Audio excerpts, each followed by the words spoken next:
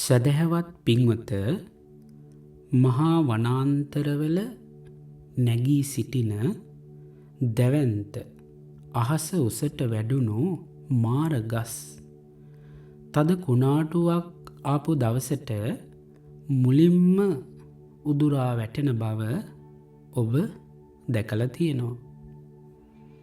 එහෙම වුණත් ඒ ගස පාමුල තියෙන කුඩා උණපඳුරු සුළඟ එන අතට විරුද්ධ දෙසට නැමි මහ පොළොව මට්ටමටම පාත් වෙලා කුණාටුව ගිය පසු නැවතත් කිසිම දෙයක් නොවු ගානට කෙලින් හිට ගන්නවා අපි බොහෝ විට දැකලා තියෙනවා. ජීවිතය කියලා කියන්නේ මහා කුණාටු ගොඩක්.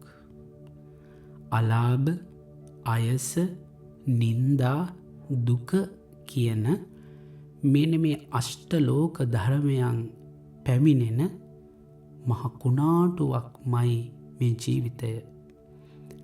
මෙන්න මේ කුණාටු මුහුණ හරහා ජීවිතය හරහා වදින දැඩි පහරවල් හමුවේ මම නැමෙන්නේ නෑ කියලා උඩඟු වෙලා මුලින් ගැලවිලා මාරගස් වගේ මුලින් ඉදිරිලා ගැලවිලා ජීවිතය වට්ටවගන්න එපා.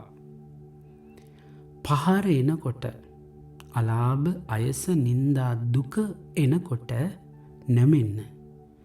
වේදනාව දරාගන්න. මහ පොළොවටම පාත් වෙන්න. ඒක පරාජයක් හෝ දුර්වලකමක් නෙවෙයි. කුණාටුව අවසන් වූ පසු නැවතත් ඔබ දෙපයින් හිටගන්න.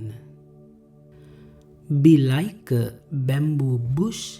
You may have seen the massive Mara tree standing tall in the heart of the great forest, reaching for the sky. Yet when a fierce storm strikes, it is often the first to be uprooted and fall. But look at the small bamboo bush at its feet. It bows in the direction of the wind, leaning low to the very ground. Once the storm passes, how wonderful it is to see it stand tall again, as if nothing ever happened. When the great storms of life arrive and you face heavy blows, do not be so rich and proud that you end up broken and uprooted.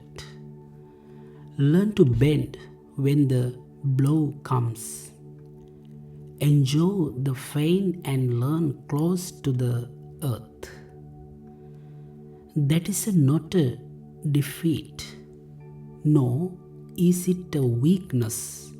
Once the storm is over, stand tall on your own 2 feet once again.